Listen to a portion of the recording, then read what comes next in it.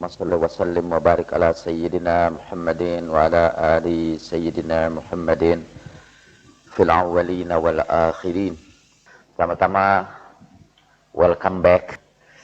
Selamat datang kembali di Akademi Al-Munawwarah untuk melanjutkan pembahasan ilmu-ilmu keagamaan.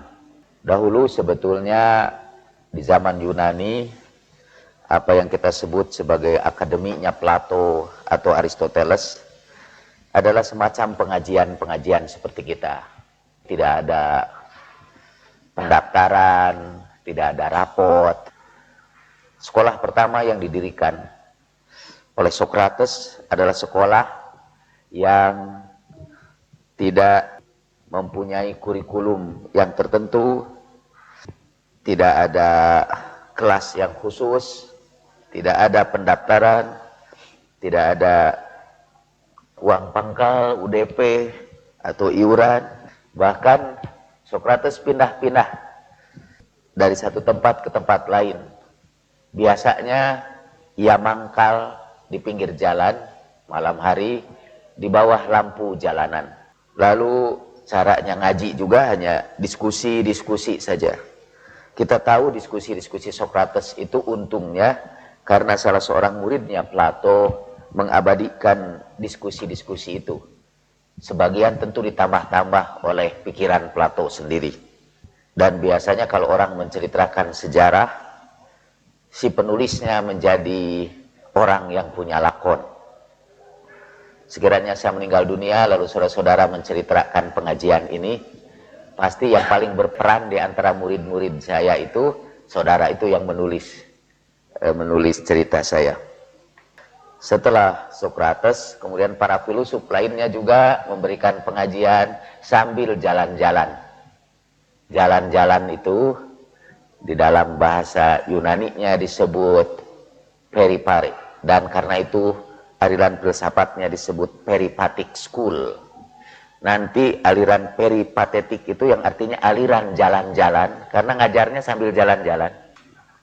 Masuk ke dunia Islam dan mereka disebut oleh para filosof Islam sebagai al-masyaiyin. Masyaiyin berasal dari kata masya, yamshi, masyan artinya berjalan-jalan. Mungkin kita memasukkan pengajian kita ini dalam kelompok al-jalasiyin, ya, yang duduk-duduk. Mungkin sebagian ada yang menyebutnya an-nawamin, ya, yang tidur-tiduran. Maksudnya sambil duduk tidur. Betapapun sederhananya pengajian mereka, mereka telah mewariskan kepada kita sebuah tradisi yang dalam tanda petik kita sebut pengajian. Di dunia Islam itu hanya Indonesia yang punya tradisi pengajian-pengajian sambil duduk-duduk begini ini. Saya pernah berjumpa dengan seorang ulama Syria. Dia mengagumi banyaknya jumlah majelis-majelis pengajian di Indonesia. Di negara-negara Arab, kalau bapak-bapak tidak percaya, ibu-ibu tidak percaya, kalau saudara nggak percaya, tanya sama TKW ke negeri Arab. Tidak ada di negeri Arab itu pengajian ibu-ibu atau pengajian rutin. Tidak ada sama sekali. Pada hari haji biasanya emang ada pengajian di masjid, tapi itu dibayar oleh pemerintah. Ada beberapa petugas untuk memberikan penjelasan kepada orang banyak di Masjidil Haram dan di Masjid Nabawi. Tapi itu bukan diselenggarakan oleh rakyat sendiri. Tapi di Indonesia ini ada pengajian-pengajian begini ini. Ada yang gurunya dibayar, ada yang gurunya malah bayar seperti saya di sini. Ada gurunya yang diberikan makanan, ada guru juga yang memberikan makanan. Insya Allah karena pertemuan kita ini pertemuan yang pertama setelah libur sekian lama, istri saya sekarang lagi pergi keluar untuk membagikan makanan. Nah mungkin karena banyaknya pengajian-pengajian seperti itu, sekarang muncullah berbagai aliran yang bikin pengajian-pengajian tersendiri. Tapi umumnya pengajian itu terselubung rahasia, karena yang mereka bawa adalah ilmu rahasia. Dalam sebuah diskusi saya bercerita bahwa Tanda-tanda munculnya aliran sempalan ialah satu, itu yang istimewa. Ilmunya biasanya rahasia. Pemimpin aliran sempalan itu memiliki ilmu yang tidak dimiliki oleh siapapun di dunia ini. Ahmad Musaddiq misalnya merasa bahwa dia pada suatu malam ketika tidur bermimpi ditunjuk sebagai Rasulullah. Dia katakan kepada istrinya dan istrinya percaya. Percayanya dengan keyakinan yang penuh. Itu ciri istri yang setia itu. Pokoknya right or wrong, my husband. Sudah susah itu mencari istri seperti itu. Benar atau salah, ini suami saya. Setelah itu suaminya menyatakan bertaubat kan. Kalau tanya sama istrinya, pasti saya mengatakan, pokoknya my husband is always right. Suami saya selalu benar. Yang kedua itu biasanya dari aliran-aliran itu ialah ajaran-ajarannya itu harus diterima tanpa akal, tanpa otak. Karena ini ilmunya ilmu tingkat tinggi yang sangat rahasia. Jadi tidak boleh kita bantah, tidak boleh kita tentang, karena ini doktrin yang harus dipercayai. Nah, pengajian kita ini rada sulit disebut sebagai aliran sempalan. Satu, karena kita tidak rahasia-rahasia. Semua orang boleh gabung di sini. Yang kedua, di pengajian kita ini terbuka untuk dialog, untuk saling bertanya. Sebetulnya boleh juga dalam pengajian ini saya diinterupsi. Saya sangat gembira. Tapi tradisi kita sebelumnya ialah memberikan pertanyaan dalam bentuk tulisan. Tapi sebetulnya boleh juga diinterupsi. Malah saya memerlukannya karena kadang-kadang saya kekurangan bahan untuk berbicara.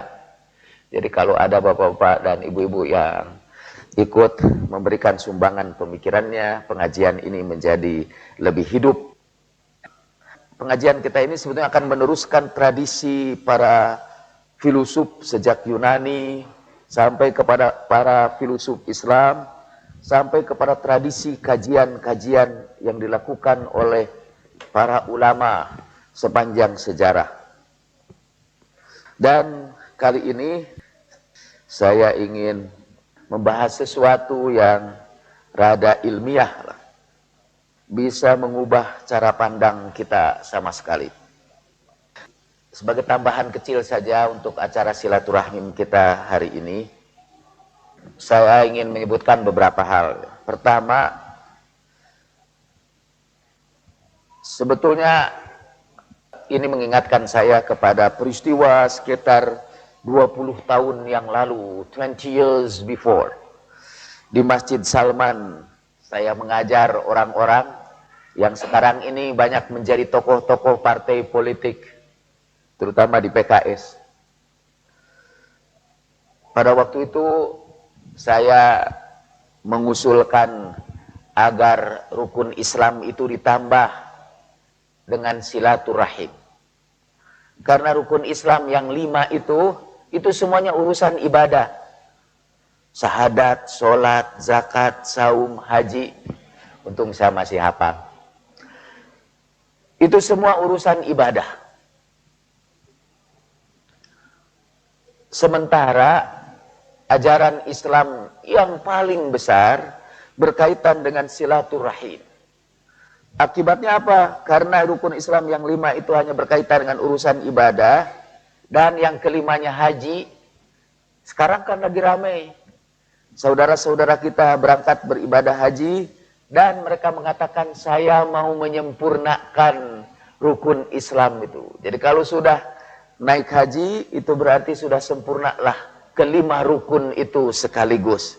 Walaupun dia bertengkar dengan tetangga, walaupun ia bakhil, walaupun ia tidak menyebarkan kasih sayang di alam semesta.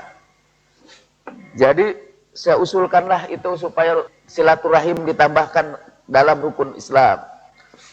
Pembicaraan saya itu kemudian beredar di radio, karena radio menyiarkannya kembali.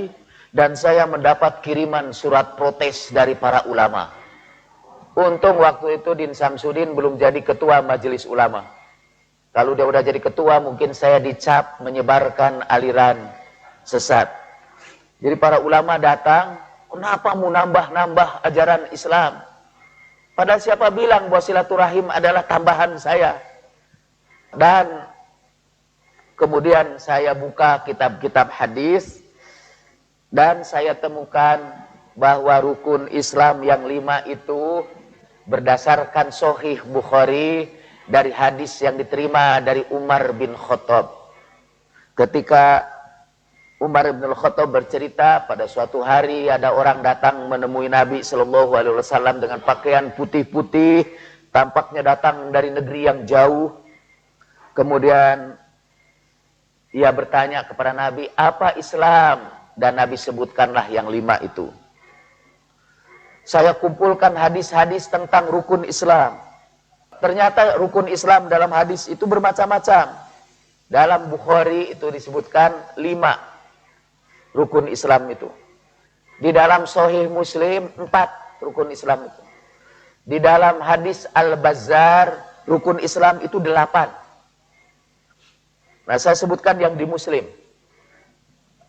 Rasulullah ditanya tentang Islam dan beliau sallallahu alaihi wasallam menjawab, antuqimas sholata wa tu'tiyaz zakata wa tasilar rahima.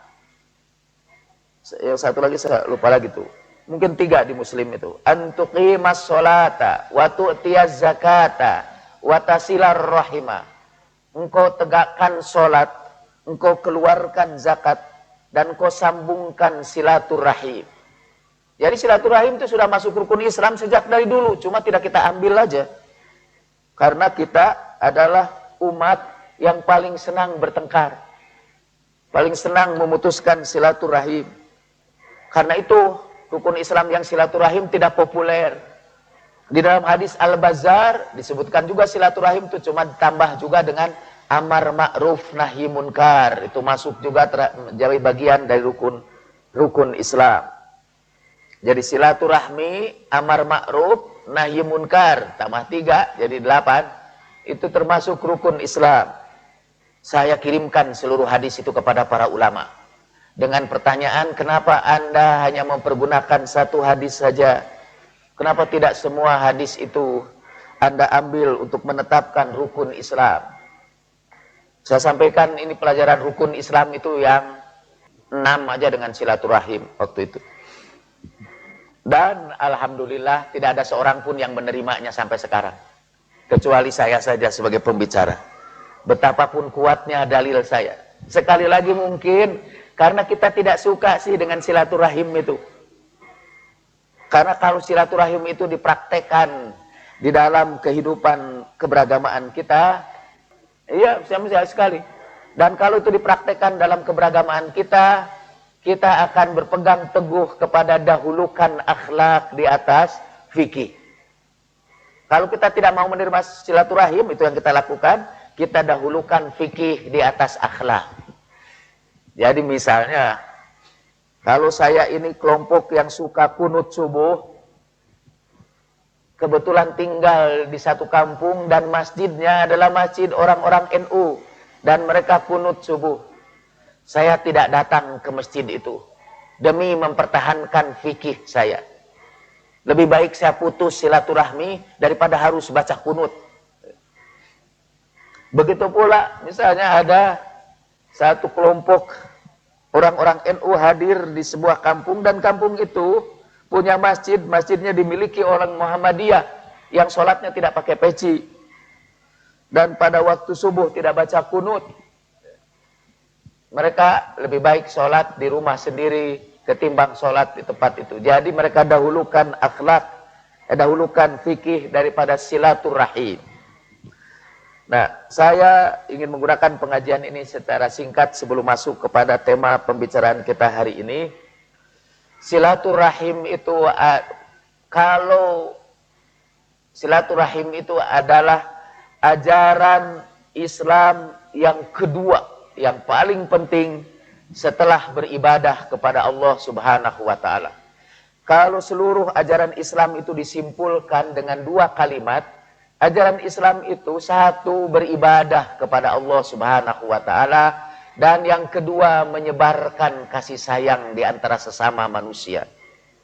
Ya, misalnya ayat Al-Qur'an Allah Subhanahu wa taala berfirman dalam surat An-Nisa, ya ayuhan nasu ubudu rabbakumul ladzi khalaqakum min nafsin wahidah wa khalaqa minha zawjaha wa batha minhuma rijalan katsira wa nisaa wattaqullaha alladzi tasaaluna bihi wal arham.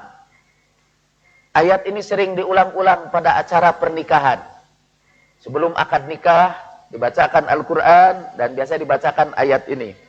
Hei manusia, surat An-Nisa ayat 1. Hei manusia, beribadahlah kamu kepada Tuhanmu yang menciptakan kamu dari diri yang satu. Kemudian Allah ciptakan bagi kamu laki-laki dan perempuan yang banyak. Bertakwalah kamu kepada Allah dan peliharalah silaturahmi di antara kamu. Bertakwalah kamu kepada Allah yang dengan namanya kamu saling meminta pertolongan, dan peliharalah silaturahmi di antara kamu. Jadi memelihara silaturahmi itu yang kedua setelah beribadah kepada Allah Subhanahu wa taala. Saya menyebut ini rukun agama. Rukun agama itu dua. Agamanya apa saja, itu rukun agama itu dua. Semua agama sebenarnya hanya mengajarkan yang dua itu. Beribadah kepada Allah dan menyambungkan kasih sayang dengan sesama manusia. Semua agama begitu. Mencintai Allah dan mencintai manusia. Itu ajaran agama itu. Sayangnya biasanya yang kedua itu terlupakan. Orang-orang asik dengan yang pertama, beribadah kepada Allah Subhanahu wa taala dan memutuskan hubungan dengan sesama manusia. Jadi satu saat saya memberikan pengajian silaturahim di Universitas Katolik. Ibu Rektor hadir pada pertemuan itu. Yang hadir ada Katolik, tentu ada Islam. Waktu itu saya mengutip dari Matius 12, pasal 12 kalau saya tidak salah. Kalau salah itu karena kesenangan saya kepada angka 12. Waktu itu Yesus ditanya oleh para pendeta Farisi, pada ahli-ahli agama. Apa ajaran kamu yang paling utama itu? Kata Yesus, cintailah Tuhan. Kalau dalam perjanjian baru bahasanya begini, kasihilah Tuhan Allahmu. Saya menyebutnya juga Allahmu, ya, tidak Allahmu. Kasihilah Tuhan Allahmu dengan segenap jiwamu, dan dengan segenap hatimu, dan dengan segenap akal budimu. Di dalam Injil Lukas malah ditambahkan, dan dengan segenap kekuatanmu. Kata Yesus, inilah hukum Tuhan yang utama dan yang penting. Kemudian ada hukum Tuhan yang sama pentingnya dengan yang pertama, yaitu kasihilah manusia, sesama manusia seperti kamu mengasihi dirimu sendiri. Dan lalu setelah itu Yesus berkata, inilah ajaran yang dibawa oleh para nabi dan tercantum dalam semua kitab. Jadi itu ajaran dua itu, mencintai Allah dengan segenap jiwa raga kita dan mengasihi sesama manusia. Itu adalah, kata Yesus, ajaran dari semua kitab yang dibawa oleh para nabi. Dan ketika Islam datang, Rasulullah Shallallahu Alaihi Wasallam membacakan ayat yatlu alaihim ayatih. Rasulullah menyampaikan kepada umat manusia bahwa agama itu ialah beribadah kepada Allah, dan yang kedua berkhidmat kepada sesama manusia, mencintai Allah dan mencintai sesama manusia. Kedua-duanya ada di dalam hadis-hadis Nabi itu. Misalnya tidak sempurna iman kamu, kata Rasulullah, sebelum kamu mencintai saudaramu seperti kamu mencintai dirimu sendiri. La yu'minu ahadukum hatta yuhibba li akhihi ma yuhibbu li nafsihi. Kamu tidak dihitung beriman sebelum mencintai saudara kamu sesama manusia seperti kamu mencintai dirimu sendiri. Masih melanjutkan sabda dari para nabi sebelumnya. Nah, sekarang saya mau mengutip lagi ini dalam Injil Lukas. Saya bilang pada waktu pertemuan di Universitas Katolik itu, ketika saya membacakan Alkitab Perjanjian Baru itu, saya minta yang orang-orang Kristen tidak mendengarkan, karena ini saya maksudkan untuk pengetahuan kepada orang Islam saja. Tapi karena dilarang mendengarkan, mereka pasti mendengarkannya. Sekarang ini juga karena saudara-saudara orang Islam yang biasanya protes, kenapa dalam pengajian mengutip kitab suci yang lama? Saudara-saudara kan soleh benar. Begitu solehnya sehingga tidak mau dengar selain Al-Quran. Kitab suci yang lama tidak mau dengar, saudara-saudara itu.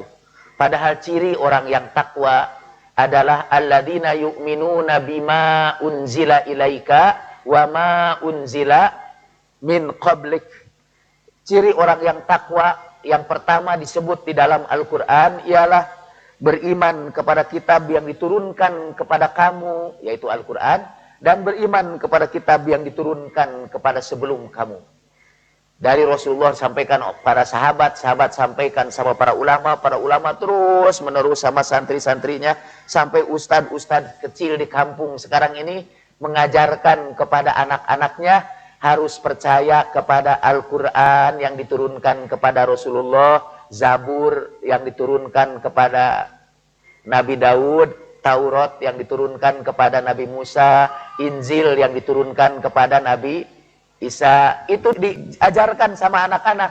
Tapi ajaibnya hanya itu aja, hanya diucapkan aja. Dihafal lah.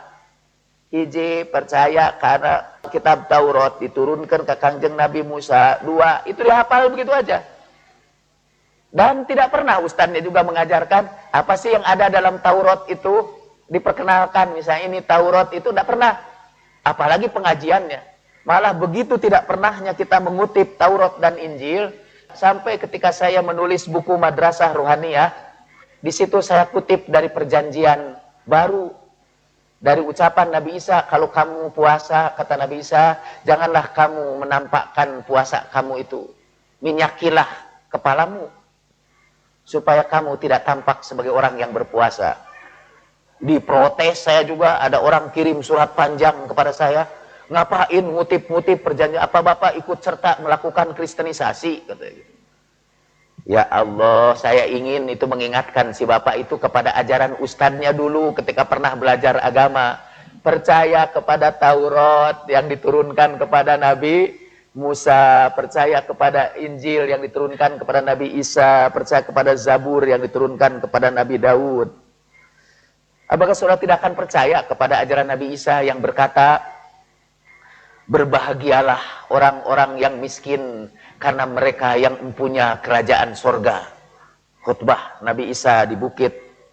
Apakah saudara tidak akan percaya kepada ucapan Nabi Isa ketika ia berkata, kasihilah Allah Tuhan Allahmu dengan segenap jiwa ragamu, dengan segenap akal budimu, dengan segenap hatimu. Apa kita harus menolak itu karena itu ada dalam Perjanjian Baru? Kalau saya biasa-biasa saja, karena saya harus mengimani kitab-kitab suci yang terdahulu. Kemarin saya memberikan satu pengajian. Dalam pengajian itu saya mengutip Taurat, Zabur, dan Injil tentang keummian Rasulullah Shallallahu Alaihi Wasallam. Bahwa Rasulullah itu ummi dan keummian Nabi itu ternyata termaktub di dalam Taurat dan Injil. Mengapa harus cari-cari ke dalam Taurat dan Injil? Karena Al-Quran menyebutkan alladzina yattabi'una ar-rasulan nabiyyal ummiyya alladzi yajidunahu maktuban indahum fit Taurati wal Injil orang-orang yang mengikuti Rasul Nabi yang ummi, yang mereka dapatkan termaktub di dalam Taurat dan Injil. Saya ingin tahu, apa arti ummi itu sebenarnya? Kan arti ummi itu ada dua macam. Yang populer pada bapak-bapak dan ibu-ibu, ummi itu artinya buta huruf. Dan ummi yang satu lagi, itu urusan saya kemudian, tidak akan saya ceritakan. Saya kemudian mencoba mencari-cari apakah kebuta hurufan Nabi itu tercantum dalam Taurat dan Injil. Dan saya gagal menemukan. Dalam tafsir Al-Manar yang ditulis oleh Sayyid Rashid Ridho, disebutkan bahwa buta huruf itu di antara seluruh Nabi, yang buta huruf itu hanya Rasulullah saja. Kasihan kalian ini. Punya Nabi itu satu-satunya Nabi yang buta huruf dari seluruh Nabi adalah Nabi kalian, Rasulullah Shallallahu Alaihi Wasallam. Jadi tidak ada seorang pun Nabi yang buta huruf. Hanya Rasulullah Shallallahu Alaihi Wasallam. Kemarin saya diberi sebuah buku dengan judul God is not great. Dan God-nya ditulis dengan G huruf kecil. God is not great.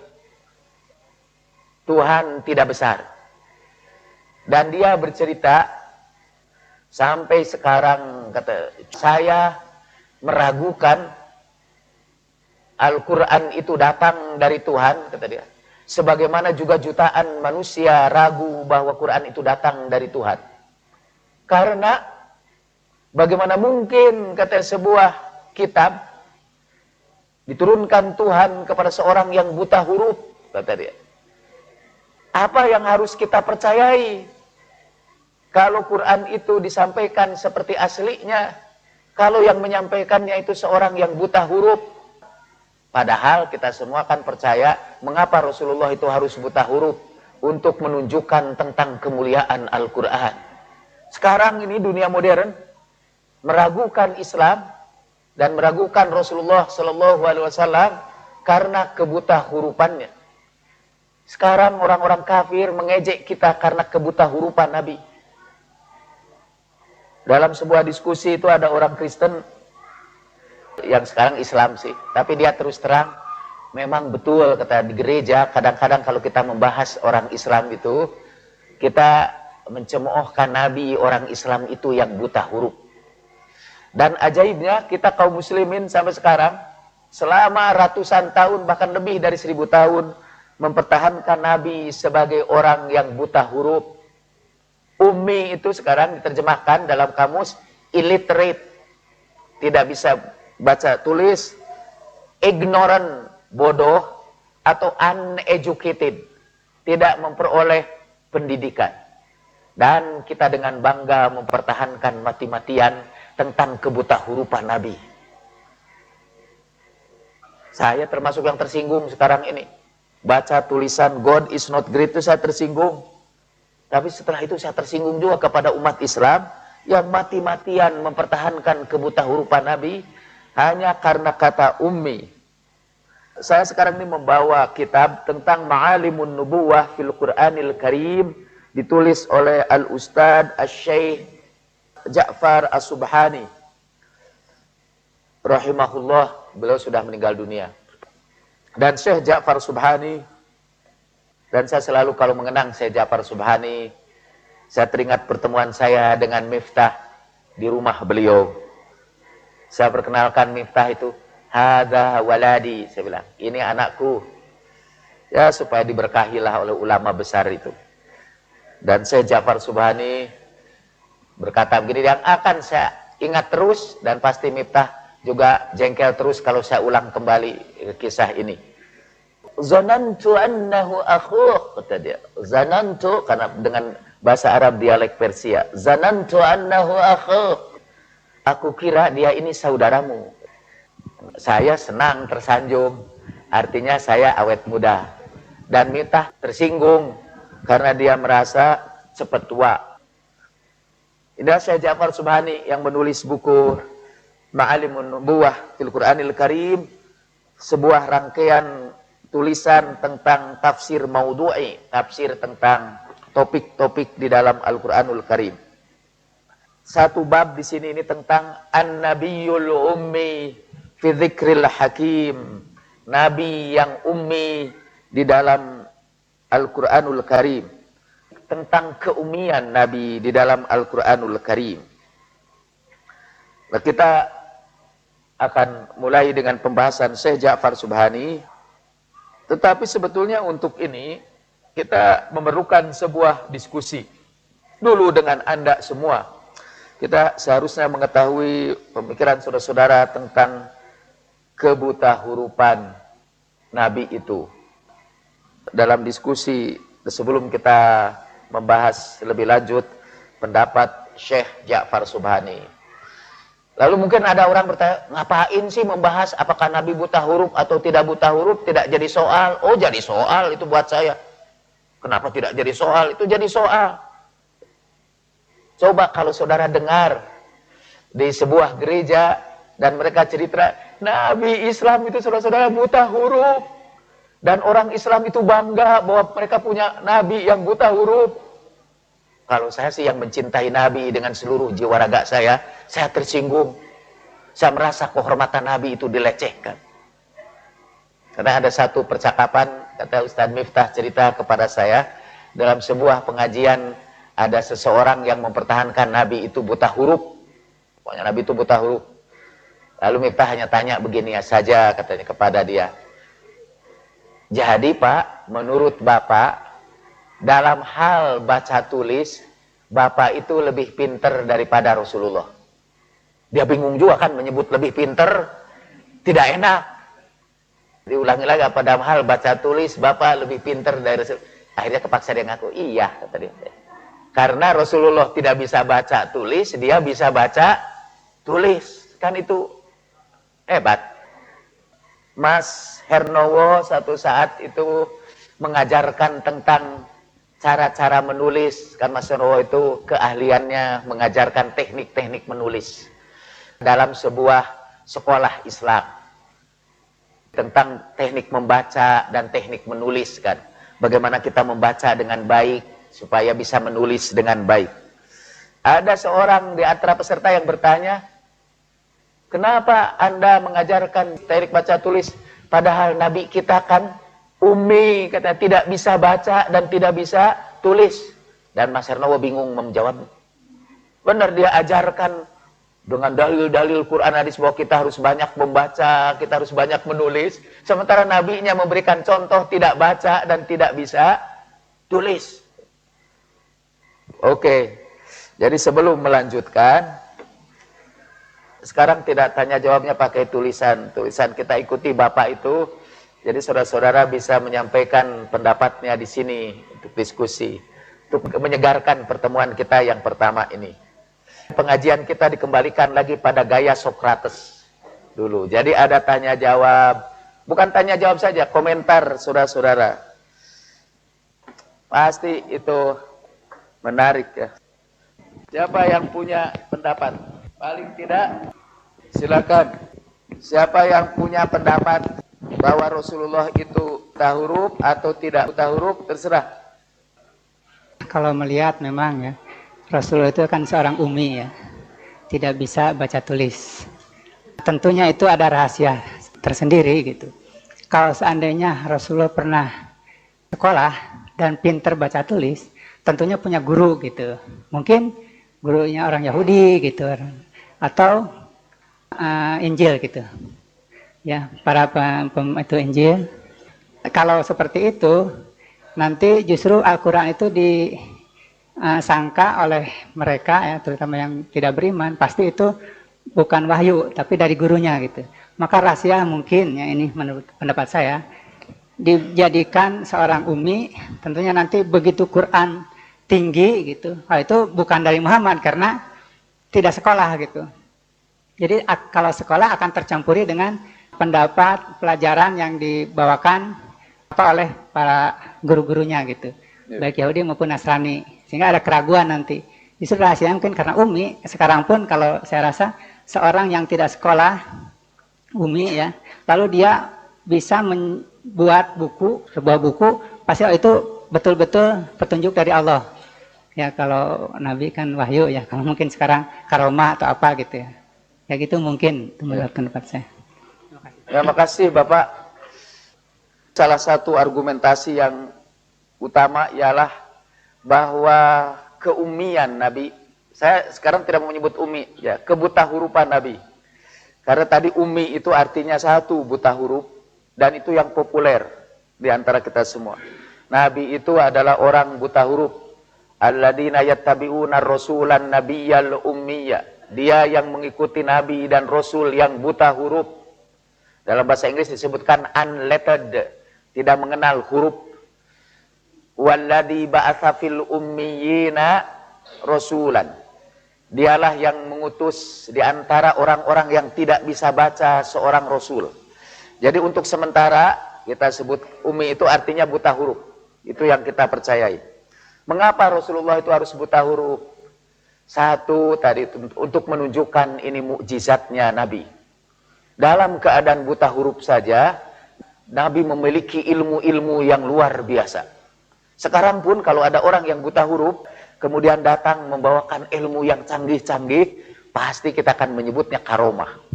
Apalagi ini Nabi, pasti ini mukjizat.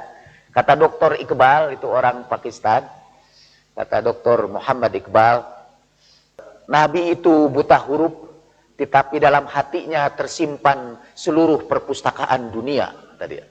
Dia buta huruf, tapi dalam hatinya tersimpan perpustakaan dunia. Itu satu yang pertama. Itu juga argumentasi Sayyid Rashid Ridho, yang rupanya diambil juga dari tafsir Al-Fakhrur Razi yang saya bawa di sini. Mengapa Tuhan mentakdirkan Nabi itu buta huruf? Supaya menunjukkan tentang kemukjizatan Nabi sendiri. Sampai ada yang menafsirkan ayat ini, fa'tu bisuratin mim mithlihi. Kalau kamu ini tidak percaya kepada mukjizatnya Al-Quran, fa'tu bisuratin mim mithlihi. Bawalah satu surat dari orang seperti dia. Kata min mithlihi itu hi-nya domirnya kembali kepada Nabi. Apa mungkin kata ada kitab yang sehebat Al-Quran ini datang min mithlihi dari orang yang buta huruf. Min mithlihi itu artinya dari orang yang buta huruf. Jadi itu alasan yang pertama. Ini untuk menunjukkan mukjizat Nabi, bahwa orang yang buta huruf bisa datang membawa Al-Quran yang luar biasa. Ini saya mengulangi argumentasi Bapak. Yang kedua, kalau Nabi itu bisa baca tulis, argumentasi itu bisa ada dua ya. Ada argumentasi faktual berdasarkan fakta-fakta, ada argumentasi kalauwal. Kalau gitu, sekiranya. Itu argumentasi yang pertama biasa berdasarkan fakta, argumentasi yang kedua biasa berdasarkan imajinasi. Sekiranya Nabi itu bisa baca dan tulis, nanti orang kafir itu akan meragukan. Ini mungkin Nabi memperolehnya mengutip dari bacaan yang pernah dia baca, kemudian disalin ke dalam Al-Quran. Kalau Nabi itu bisa baca dan tulis, nanti orang curiga. Lartabal mubtilun, kata. Ini orang-orang kafir itu akan ragu tentang Al-Quran. Mungkin ditulis oleh Nabi Shallallahu Alaihi Wasallam. Jadi karena itu Nabi ditakdirkan buta huruf. Malah kalau menurut Al-Fakhrur Razi, argumentasinya menurut saya selain bagus juga lucu. Katanya itu baca tulis itu kemampuan yang sangat rendah. Untuk bisa baca tulis kita bisa belajarnya sebentar saja. Orang yang kecerdasannya pas-pasan pun biasanya bisa baca dan tulis. Kecuali dia idiot emang. Tapi kalau rata-rata aja kecerdasan paling rendah sekalipun pasti dengan cepat bisa belajar bahasa tulis. Tapi Nabi dengan kecerdasannya yang luar biasa tidak bisa baca dan tulis. Ini katanya mukjizat kata dia. Menurut saya amat ajaib itu kok mukjizat daripada ketidakmampuan baca tulis. Nabi yang cerdas tidak bisa baca tulis, kata itu mukjizat, kata Al-Fakhrur Razi. Karena saya insya Allah akan menggunakan pengajian serial ini untuk bahan menulis buku tentang keumian Nabi. Sumbangan dari bapak-bapak akan saya terima kasihi. Yang kedua itu tadi, kalau Nabi itu bisa baca dan tulis, orang akan curiga bahwa Nabi itu menyampaikan apa yang pernah dibacanya, bukan datang dari Allah Subhanahu wa Ta'ala, kata gitu. Nah, sekarang kita lihat ini Pak, kedua argumentasi itu. Kita mulai dari yang kedua itu. Menurut Al-Quran, tuduhan kepada Nabi menuliskan apa yang didiktekan oleh orang-orang kepadanya. Jadi waktu itu ketika Nabi bawa Al-Quran, orang-orang kafir berkata, itu kan Nabi itu hanya menuliskan apa yang didiktekan oleh orang-orang sebelumnya. Itu katanya. Coba Bapak bayangkan, ada seseorang tiba-tiba bawa Alkitab, bawa Quran, bawa tulisan. Kemudian wa yu'allimuhumul kitaba wal hikmah. Itu tugas Nabi itu, yatlu alaihim, membacakan kepada mereka ayat-ayatnya dan mensucikan mereka dan mengajarkan kepada mereka Alkitab. Bagaimana mungkin mengajarkan Alkitab tanpa bisa baca dan tidak bisa tulis? Nah, ini dalam Al-Qur'an itu Allah Subhanahu wa Ta'ala mengutip kritikan orang-orang kafir waktu itu. Saya bacakan ya. Surat Al-Furqan. Surat Al-Furqan ayat 4 dan ayat 5. Orang kafir itu menuduh Nabi waktu itu menuliskan. Kalau mereka tahu Nabi itu buta huruf, tidak mungkin ada tuduhan seperti ini. Bapak itu tadi, kalau katanya, sekiranya Nabi itu bisa baca tulis, nanti orang akan curiga bahwa Nabi itu akan menuliskan Al-Quran dengan mengutip kitab-kitab terdahulu. Yang ada dalam Al-Quran, mereka itu malah emang curiga. Nabi itu didiktekan dari orang lain dan Nabi menuliskannya. Wa qala alladziina kafaru, dan berkata orang-orang kafir, in hadza illa ifkun. Ini hanya kebohongan saja, iftarahu, yang Muhammad buat-buat saja. Wa a'anahu alaihi qaumun akharun, dan kaum yang lain membantu dia untuk melakukannya. Faqad ja'u dzulman wa zawra. Mereka sebetulnya orang-orang kafir ini sudah melakukan kezaliman dan ketidakadilan. Wa qalu, dan mereka berkata, asatirul awwalin. Ini Quran ini dongeng-dongeng orang terdahulu. Iktatabaha, Muhammad menuliskannya.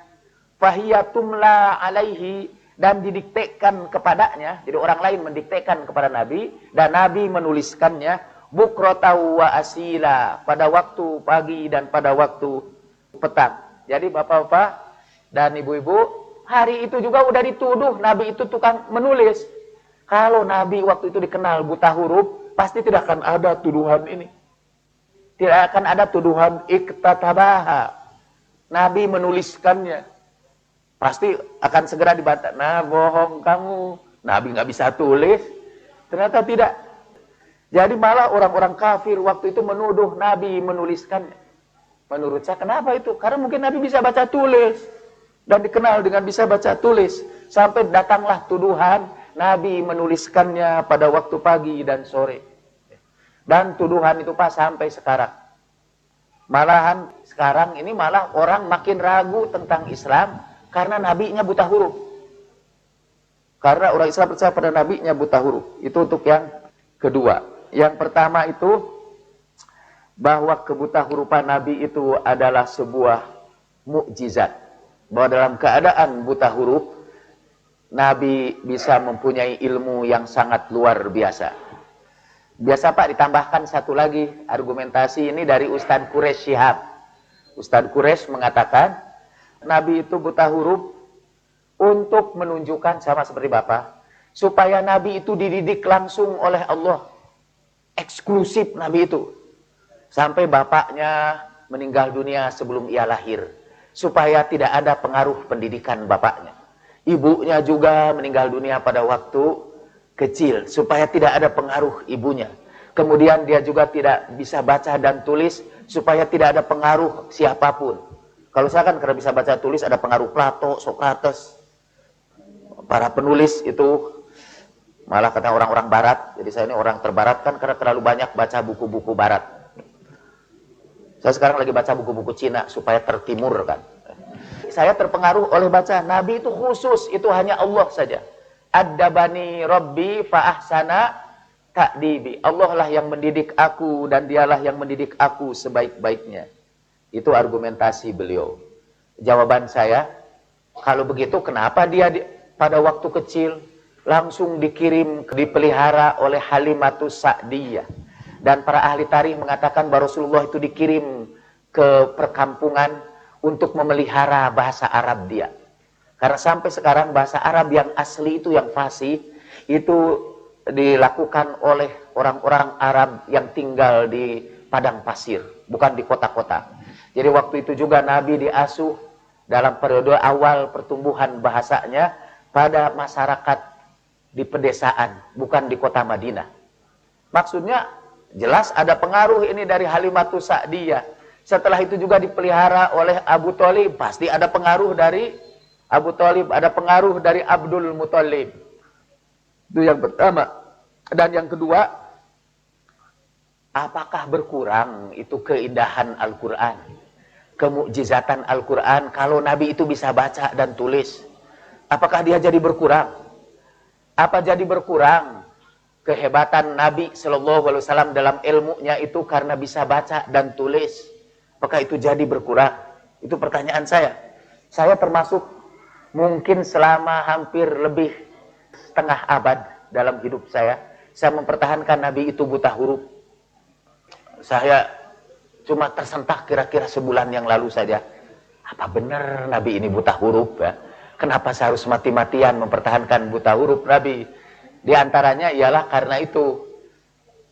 Jadi Al-Quran itu tampak sebagai mukjizat karena ini datang dari orang yang buta huruf.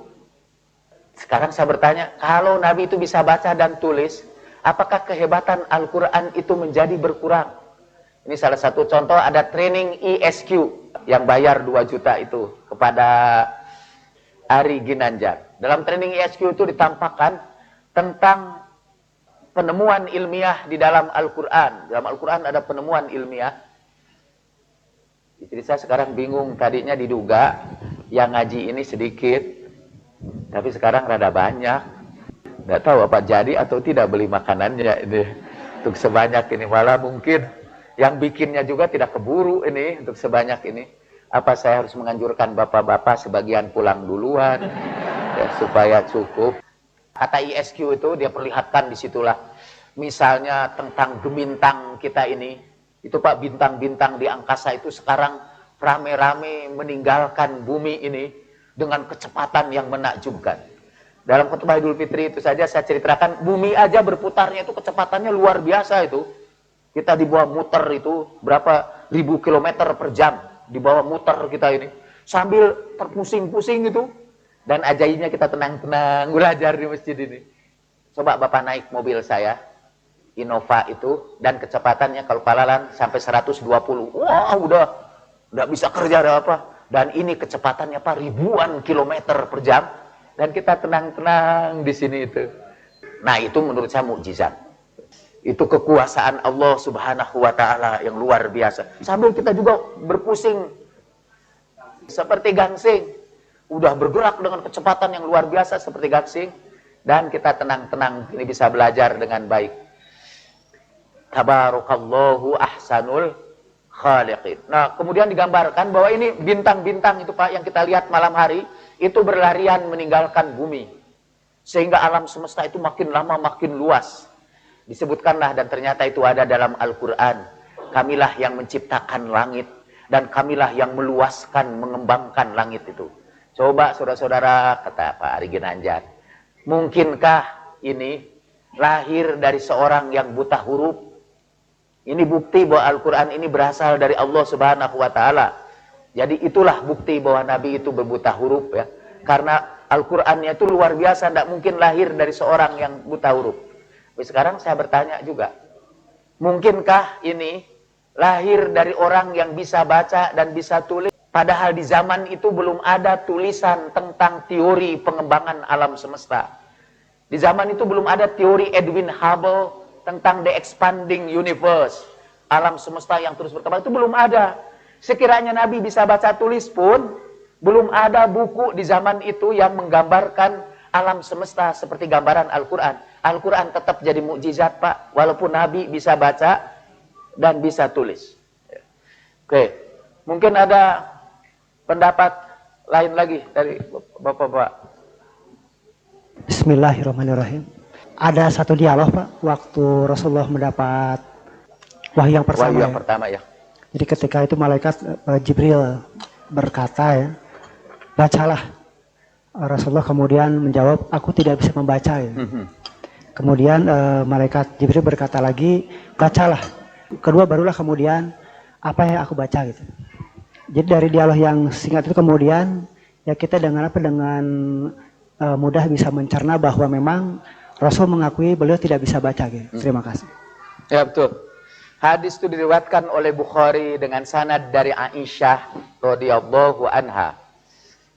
Pertama kita tahu bahwa ketika Rasulullah menerima wahyu, Aisyah mungkin belum lahir. Jadi itu contoh dalam ilmu hadis, hadis mudallis. Artinya Aisyah tidak menyaksikan peristiwa itu, tetapi dia menceritakannya. Tapi orang bisa berkata, mungkin Aisyah mendengarnya dari Nabi. Nah dia harus berkata, satu hari Nabi berkata kepadaku. Gitu kan? Tapi tidak, Aisyah menceritakan. Atau mungkin itu tersembunyilah yang dimaksudnya bahwa beliau itu ada yang dibuang di situ. Yaitu bahwa dahulu Rasulullah pernah bercerita kepadanya. Jadi anggap saja hadis ini sahih dan diriwayatkan di dalam Bukhari. Tapi Rasulullah pernah bersabda, ukurlah sabda-sabdaku itu dengan Al-Quran. Kalau dia bertentangan dengan Al-Quran, kamu tolak. Nah, sekarang gini nih. Menurut hadis itu, malaikat Jibril datang dan membacakan ayat Iqra, bacalah. Dan Rasulullah berkata sambil ketakutan, ma ana biqari, aku tidak bisa baca. Lalu teriak lagi, dibentak lagi malaikat Jibril itu, malah dipeluk sampai Nabi hampir kehabisan napas. Iqra, baca lagi, ma ana biqari. Aku nggak bisa baca. Iqra ma ana biqari, sampai 3 kali kata, sampai Nabi hampir kehabisan napas. Seakan-akan hampir nyawanya itu lepas karena pelukan malaikat Jibril itu. Saya itu tukang cerita tentang itu, Pak, dan emang paling menarik dalam peristiwa nuzulul Quran. Dalam buku saya studi kritis Al-Mustafa dan kritik saya juga kepada Karen Armstrong yang mengulang-ulang kembali peristiwa itu.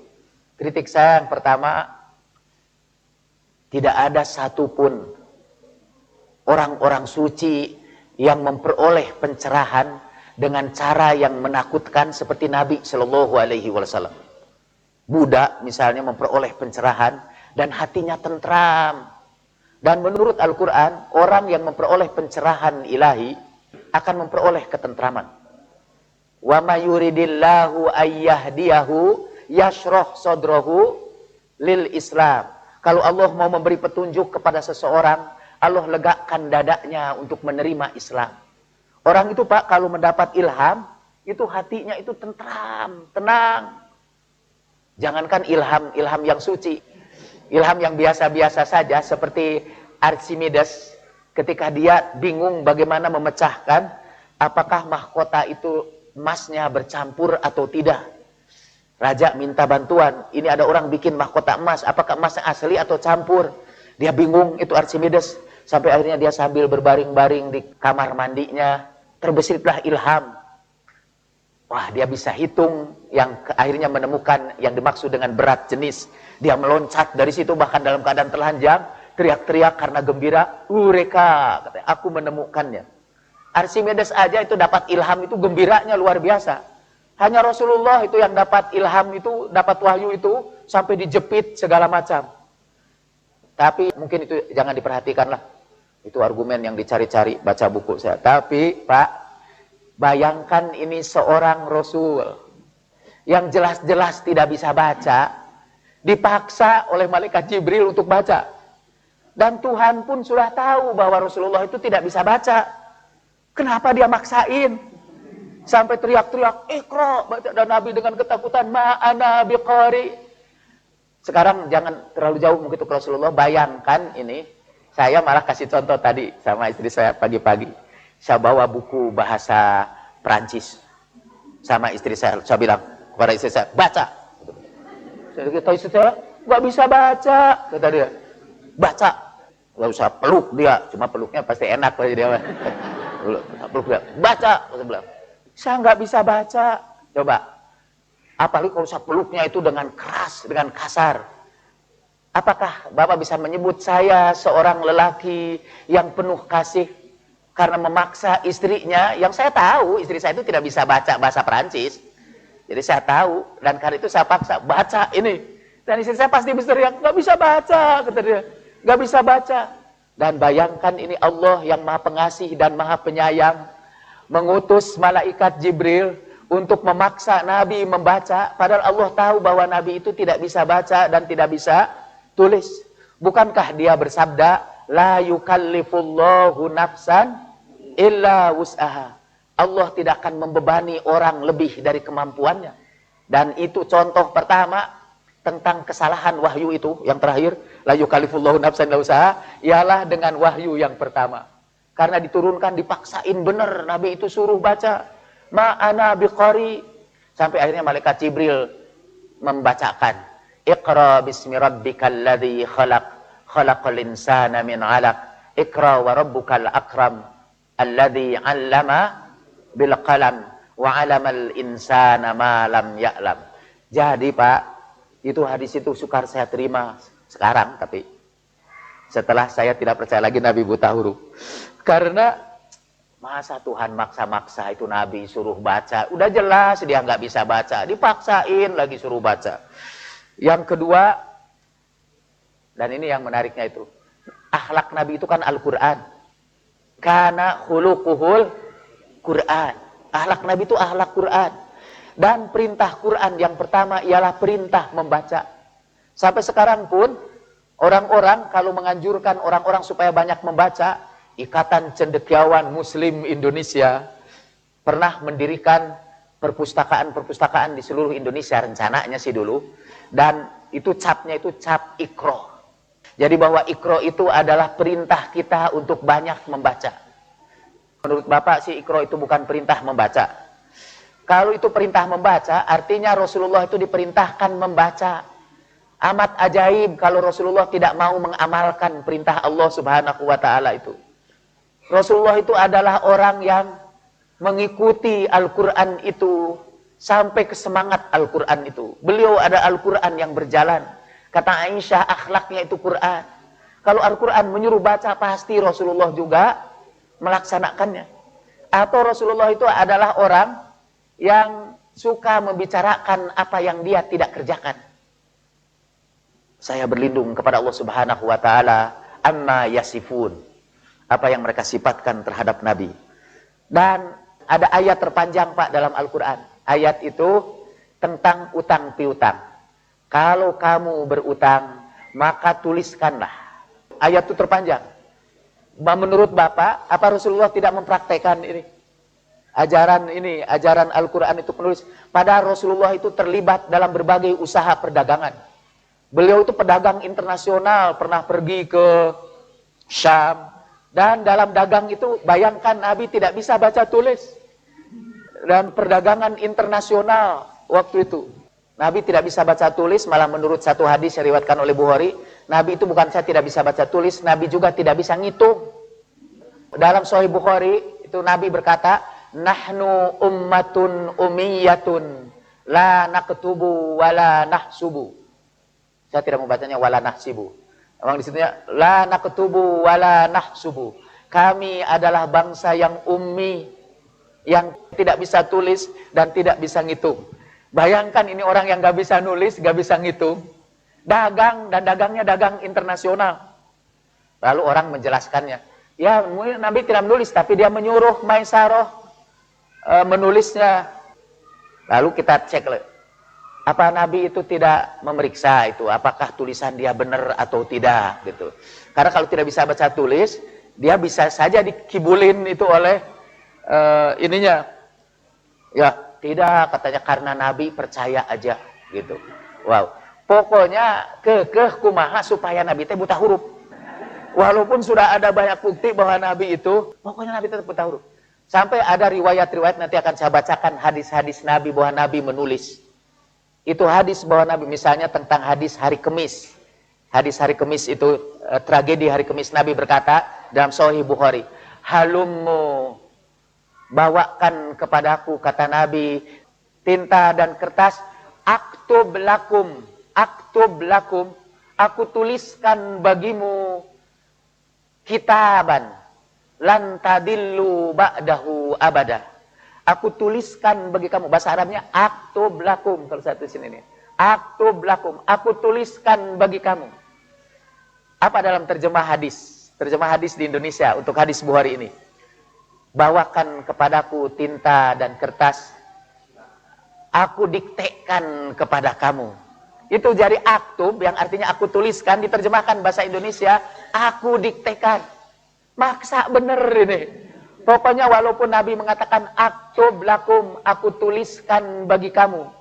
Aku tuliskan bagi kamu kan artinya Rasulullah yang menulis bagi kalian. Kalau orang lain itu pasti yaktub ahadun minkum li. Salah seorang di antara kamu menuliskannya untuk aku. Tapi Rasulullah tidak. Dan Pak, Rasulullah itu bukan orang yang tidak fasih berbicara bahasa Arab.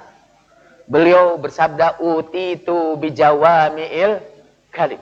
Aku ini diberi anugerah Allah dengan kefasihan berbicara.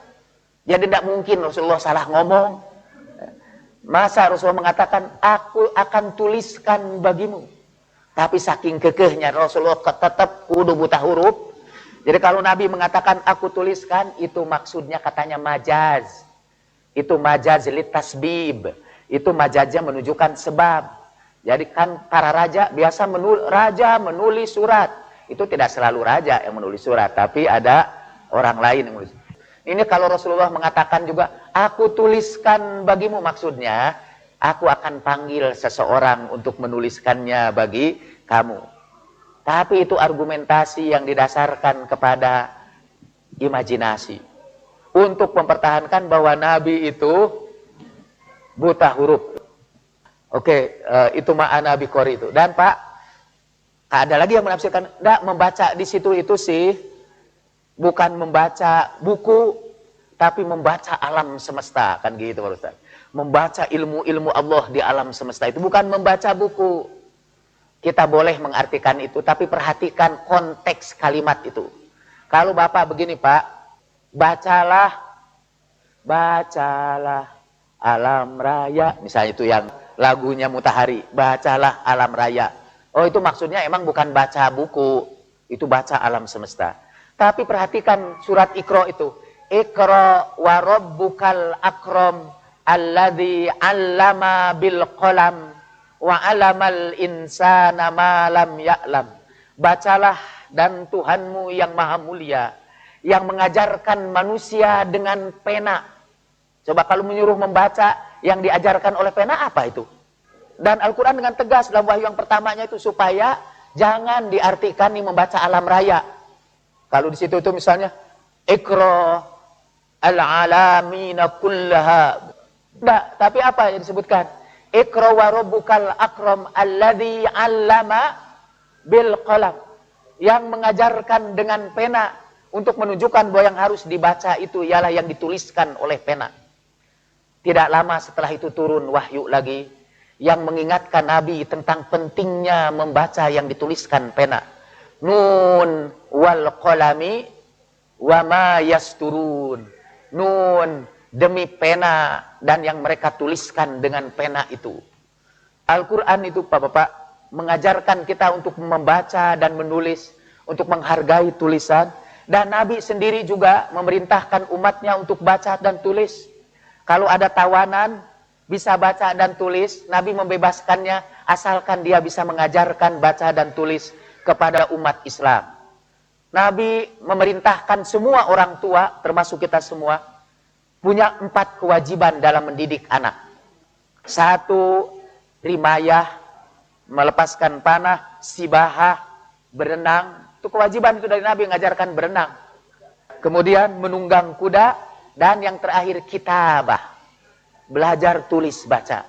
Nabi memerintahkan orang-orang tua ngajar nulis baca kepada anak-anaknya. Nabi juga sering bersabda, qayyidul ilma bil kitabah. Ikatlah ilmu itu dengan menulis, kata Nabi. Ada banyak, nanti saya kemukakan hadis-hadis, perintah Nabi kepada kita untuk belajar baca tulis. Menurut Bapak, mungkinkah Nabi memerintahkan kita baca tulis, tapi beliau sendiri tidak mencontohkannya?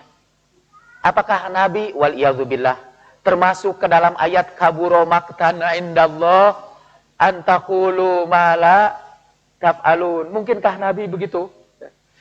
Beliau merintahkan orang baca tulis, ia sendiri tidak bisa baca dan tidak bisa menulis. Itu pertanyaan besar bagi saya yang mengganggu pikiran saya. Apalagi seperti kata Mas Hernowo yang kebingungan karena anak-anaknya disuruh Mas Hernowo, hendaknya kalian banyak membaca, banyak menulis. Lalu yang pelajar mungkin yang malas di situ, saya mau meniru Nabi aja. Nabi juga tidak bisa baca dan tidak bisa tulis. Ada juga yang mengatakan tadi bahwa bisa baca dan tulis itu sekarang, kan orang yang tidak bisa baca dan tulis itu Pak, itu rendah dong. Kita orang tidak bisa baca tulis itu rendah. Sampai tadi itu ada bapak-bapak yang merasa saya lebih pintar dari Rasulullah. Karena dia bisa baca tulis, Rasulullah itu nggak bisa. Dia merasa bahagia itu. Atau merasa sedih juga ya. Saya waktu baca hadis itu, kami adalah bangsa yang ummi, yang tidak bisa baca dan tidak bisa tulis. Saya tanya sama Kiai yang mengutip hadis itu. Menurut Pak Kiai, siapa yang dimaksud dengan kami di situ tuh? Nahnu di situ tuh siapa? Kami adalah bangsa yang ummi, yang tidak bisa baca dan tidak bisa ngitung. Siapa itu? Yaitu Rasulullah beserta Pak. Sebagian besar sahabatnya, sebagian kecil sahabatnya itu bisa baca dan tulis. Jadi itu Rasulullah, nahnu di situ itu katanya itu malum Kiai, itu kan mutakalim ma'al ghair. Jadi dia yang berbicara bersama yang lain. Nah, ghairnya siapa? Sebagian sahabat. Jadi yang dimaksud kami adalah bangsa yang ummi, yang tidak bisa baca, yang tidak bisa tulis, tidak bisa ngitung. Siapa kami itu? Rasulullah dan sebagian sahabatnya. Sebagian sahabat yang lain, ya tidak termasuk nahnu. Ya Allah, saya bilang betapa rindunya saya termasuk nahnunya Nabi. Saya akan bahagia kalau saya dimasukkan kami ini, lalu saya termasuk golongan yang dimaksudkan oleh Nabi itu. Tapi akhirnya saya terpental karena saya bisa baca dan tulis. Saya tidak termasuk nahnunya Nabi Sallallahu Alaihi Wasallam. Waduh, saya bilang sedih bener ini.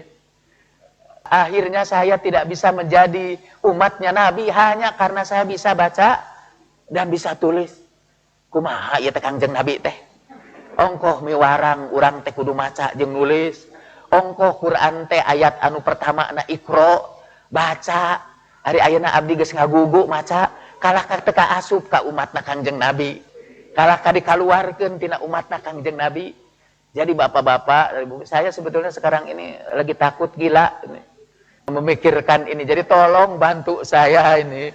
Gimana katanya Nabi itu kok ummi, itu buta huruf, dan dia mengajarkan kita supaya belajar tulis dan baca. Nah, ada kata Ustadz Quraisy. Jawaban Ustadz Quraisy. Ustadz Quraisy termasuk yang bertahan mati-matian Rasulullah itu buta huruf. Dan alasan beliau, katanya zaman sekarang emang buta huruf itu celaan sih, aib zaman sekarang ini. Sampai ada di antara jemaah saya mengatakan, iya ya, asalnya dia mempertahankan itu Nabi buta huruf. Tapi setelah mikir-mikir, ya, gak enak juga masa gelaran kehormatan bagi Nabi itu si buta huruf. Dia yang mengikuti Rasul Nabi si buta huruf. Gitu.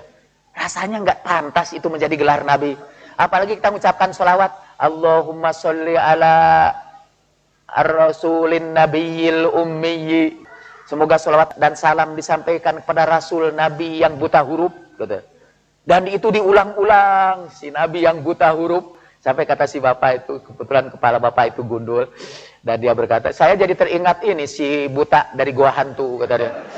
Jadi gelaran si buta dari gua hantu itu, saya nggak enak ini sekarang. Emang tapi baru sekarang saya nggak enak itu kata. Kalau ummi itu diartikan buta huruf, lalu kita ulang-ulang kembali kan Nabi yang ummi itu, Nabi yang buta huruf itu, kata dia. Lalu Ustadz Quraisy menjawab, memang di zaman sekarang ini buta huruf itu aib. Tetapi di zaman Rasulullah buta huruf itu kemuliaan. Mengapa? Karena katanya orang yang buta huruf itu berarti ingatannya tinggi. Karena bangsa Arab itu bangsa yang ingatannya itu bagus. Dia pintar menghafal, ingatannya itu bagus. Dan orang yang bisa baca tulis, itu ingatannya lemah, kata dia. Jadi kehormatan kalau Nabi di zaman itu tidak bisa baca dan tulis, artinya ingatannya hebat. Lalu saya bertanya lagi sama Ustadz Quraisy, kalau betul, ya, bertanya tidak langsung sama Ustadz Quraisy, karena Ustadz Quraisy tidak hadir depan saya. Tapi ini pertanyaan saya kepada Ustadz Quraisy, kalau saudara mau menyampaikannya boleh. Tapi saya sudah utus orang untuk menyampaikannya. Pertanyaan saya ialah, kalau membaca dan menulis itu aib, pertama, mengapa wahyu yang pertama itu mengajarkan baca? Mengajarkan sesuatu yang aib. Kemudian mengapa Nabi juga menganjurkan orang belajar baca dan tulis? Kalau itu aib. Mungkin Nabi harus mengajarkannya, tajamkan ingatan kamu dengan metode meningkatkan memori dari Tony Buzan. Mungkin begitu, supaya ingatannya lebih tajam, bukan mengajarkan tuliskan sabdaku. Nabi pernah memerintahkan sahabat-sahabatnya untuk menuliskan ucapan Nabi Shallallahu Alaihi Wasallam. Kalau menulis itu aib, mengapa beliau ajarkan Sayyidah Fatimah untuk menulis? Dan Sayyidah Fatimah itu bisa menulis. Mengapa beliau ajarkan Imam Ali untuk menulis? Dan Imam Ali itu juga menulis. Sampai Rasulullah berkatakan, ana madinatul ilm wa aliyun babuha. Pintunya bisa nulis, kotanya nggak bisa. Itu menurut saya di antara keajaiban dunia.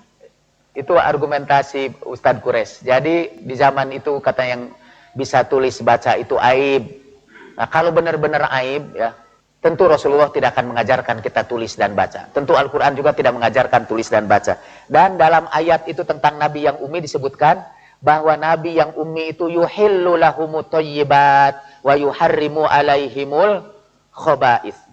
Nabi itu menghalalkan yang baik-baik dan mengharamkan yang buruk-buruk. Jadi kalau menulis dan membaca itu aib, pasti Nabi akan mengharamkannya. Karena itu sesuatu yang buruk. Sampai sekarang saya belum dapat jawaban dari Ustadz Quraisy. Ustadz Quraisy itu memang kadang-kadang datang dengan pendapatnya yang menurut saya salah seorang ahli Al-Quran yang paling memiliki otoritas di negeri ini adalah beliau. Dalam keilmuan Al-Quran. Dan menurut saya satu-satunya penceramah di televisi yang bagus dan mendalam ilmunya itu Ustadz Quraisy. Satu-satunya lah. Sekiranya saya bicara juga di televisi itu, tetap Ustadz Quraisy yang paling baik. Khususnya dalam ulumul Quran atau tentang tafsir Al-Quran. Saya menganjurkan saudara membeli tafsirnya. Tapi dengan segala penghormatan saya kepada Ustadz Quraisy, saya tidak bisa menerima pendapat Ustadz Quraisy yang mengatakan bahwa Nabi itu buta huruf. Saya mendirikan yayasan namanya Yayasan Mutahari untuk menghormati seorang pemikir besar dari Iran yang dalam ilmunya, dalam ilmu-ilmu agama, tapi memiliki wawasan yang luas dalam ilmu-ilmu modern. Mutahari itu luar biasa menurut saya, sampai saya karena kekaguman saya dirikan Mutahari. Dan Mutahari menulis sebuah buku kecil, judulnya Bukti-Bukti Kebutahurufan Nabi. Dia mempertahankan mati-matian bahwa Nabi itu buta huruf. Dan dengan segala penghormatan saya kepada Mutahari, saya setuju dengan semua gagasannya, kecuali Nabi itu buta huruf. Saya terpaksa karena saya hampir gila ini mempertahankan Nabi itu buta huruf. Sampai bingung ini. Terutama setelah membaca buku God is Not Great yang menghina betul kepada Nabi Shallallahu Alaihi Wasallam hanya karena kebuta hurufannya. Karena seperti kata Fahru Razi, orang itu untuk bisa belajar baca waktunya sebentar. Kecerdasannya kecerdasan sederhana saja untuk bisa baca. Semua yang hadir di sini ini bisa baca. Padahal kan kecerdasannya banyak yang jauh dari saya. Artinya lebih tinggi dari saya. Tapi toh bisa baca dan tulis. Artinya untuk bisa baca dan tulis itu tidak diperlukan kecerdasan yang tinggi. Karena itu menurut orang barat juga begitu. Jadi ini kayaknya Muhammad itu bodoh betul kata. Untuk baca tulis saja dia nggak bisa. Apalagi untuk mempelajari ilmu-ilmu yang tinggi-tinggi. Jadi karena itu ketika dia baca Al-Quran, ini mah ocehan orang bodoh aja. Apalagi kata dia Al-Quran itu disusunnya sangat tidak sistematis. Tidak ada bab 1, bab 2 gitu kan. Dan tidak nyambung kata bagian yang satu dengan bagian yang lain. Emang itu biasa sih dari orang yang tidak bisa baca tulis. Gitu. Pastilah dia menyusun kitabnya seperti itu. Coba Bapak Bayangkan, saya tersinggung banget sama dia. Tapi saya waktu itu percaya bahwa Nabi itu buta huruf. Jadi mikir-mikir, aduh jangan-jangan saya membenarkan dia. Nah itu bahaya, saya bisa jadi kafir. Tapi paling tidak Bapak, Ummi itu menurut saya itu gelar kehormatan bagi Nabi. Dan tidak mungkin Allah menggelari Nabi dengan gelar-gelar yang buruk, dengan gelar-gelar yang aib. Itu tidak mungkin. Coba bayangkan Allah Subhanahu wa taala menggambarkan Rasulullah, laqad ja'akum rasulun min anfusikum azizun 'alaihi ma anittum harisun 'alaikum bil mu'minina raufur rahim. Telah datang kepadamu seorang rasul dari kalangan kamu sendiri yang berat hatinya melihat penderitaan kalian, yang sangat ingin kalian itu bahagia. Dialah Nabi yang penuh santun dan penuh kasih. Indah itu mendengarnya. Bandingkan dengan orang-orang yang mengikuti Rasul Nabi yang buta huruf, yang mereka dapatkan dalam Taurat dan Injil. Kita tidak usah menggunakan akal yang terlalu tinggi, akal yang rada rendahan aja. Paling tidak menggunakan perasaan agama yang cukup mendalam, perasaan agama yang rendah saja. Bagaimana perasaan kita ketika Nabi yang mulia diperkenalkan kepada dunia sebagai orang yang buta huruf. Saya tadi malam membaca buku-buku kamus bahasa Arab, mau tahu Ummi itu asal usulnya apa sih? Kenapa jadi buta huruf? Kemudian saya juga membaca kitab-kitab tafsir, dan saya menemukan dalam kitab-kitab tafsir, dalam Al-Qurtubi, dalam At-Tabari, termasuk tafsir-tafsir yang terakhir itu juga, saya menemukan kata Ummi itu mempunyai makna yang lain selain buta huruf. Ada makna-makna lain selain buta huruf, tapi itu mungkin jadi pembicaraan kita pada waktu yang akan datang. Tanpa saya ketahui, ternyata Miftah juga sedang membicarakan Nabi buta huruf itu. Padahal tidak ada hubungan antara saya dengan Miftah kecuali hubungan biologis. Tapi kok tiba-tiba waktunya bersamaan. Dan di toko buku kemudian terbit juga buku Khurafatu Ummiyatin Nabi. Dongeng-dongeng tentang kebuta hurufan Nabi. Di situ. Dan sekarang mengalir kepada saya bahan-bahan tentang umminya Nabi itu. Insya Allah Miftah malah menyarankan mungkin untuk bulan Maulid nanti saya akan menulis buku tentang apa maksud ummi Nabi itu. Apa artinya ummiyina, Rasul bangsa yang ummi itu apa? Selain buta huruf, dan apa dalil-dalilnya dalam Al-Quran dan As-Sunnah. Dan sebelum Bapak memperoleh buku itu, insya Allah serialnya akan kita bicarakan dalam pengajian di sini. Bapak-bapak dan ibu sekarang kalau ngajar anak-anak, tolong jangan diajarin anak-anak kita Nabi kalian itu buta huruf. Karena nanti mereka akan menjadikan Rasulullah sebagai tokoh pujaannya. Akhirnya mereka tidak mau baca dan tulis. Nanti kalau disuruh baca, dia akan berkata, ngapain Pak, saya mau mencontoh Nabi aja. Tidak bisa baca dan tidak bisa tulis. Ada orang yang keberatan dengan keputusan sesat yang dikeluarkan MUI dengan alasan itu adalah hak pribadi. Bukankah pada masa Abu Bakar Musailamah juga diperangi? Bagaimana pendapat Ustaz? Saya juga termasuk yang tidak setuju untuk mengeluarkan fatwa sesat bagi orang yang punya keyakinan yang berbeda. Al-Quran mengatakan la ikroha fiddin, tidak boleh ada paksaan dalam agama. Biarlah setiap orang meyakini keyakinan agamanya masing-masing.